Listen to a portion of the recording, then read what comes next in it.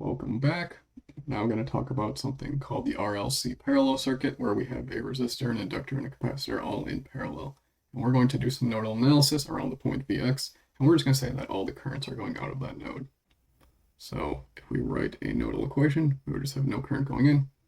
That's going to be equal to Vx over R plus 1 over L times the integral from T naught to T of Vx dt prime plus the initial current going through the inductor at T naught plus the capacitance times the time derivative of the voltage. And for convenience, we're just going to set this term equal to 0. Now what we're going to do is take the derivative of the entire equation. And what that yields is that 1 over R times the time derivative of the voltage plus 1 over L times Vx plus C times the second derivative with respect to time of the voltage. And that's going to be equal to 0. Now we can rewrite this.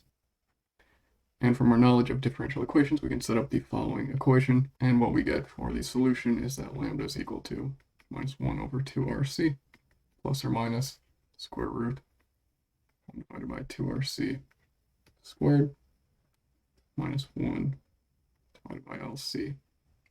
And because we have that plus minus, we can just have a lambda 1 and a lambda 2 for the different roots. Now we're going to define the term alpha is equal to 1 over 2 times RC, and omega naught as 1 over the square root of LC.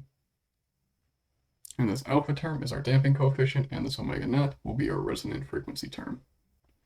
Now we can rewrite the equation down here simply as lambda 1 or lambda 2 is equal to minus alpha plus or minus the square root of alpha squared minus omega naught squared.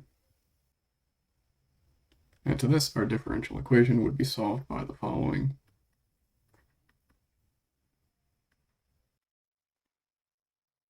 And we can look at this lambda 1 term just for inspection to see what's going on. And we can expand that as e to the minus alpha t times e to the alpha squared minus omega naught squared square root times t. And now we want to look at what alpha is and what alpha squared minus omega naught squared is. Well, we know that the resistor, capacitor, and inductor are positive values, so we know that alpha is real. And from this, we can say that alpha squared minus omega naught squared, that is also real, but it can be positive or negative. And the fun thing that happens is when we have a negative under the square root, we get a complex value. So what we can say is that the square root of this can be complex.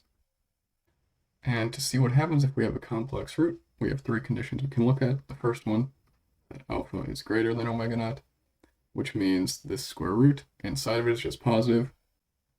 So then lambda 1 and 2 are just real. Second case is alpha being less than omega naught, which then we have an imaginary term here and a real term here. So then lambda 1 and 2 are complex. Now we have a third case where alpha is equal to omega naught.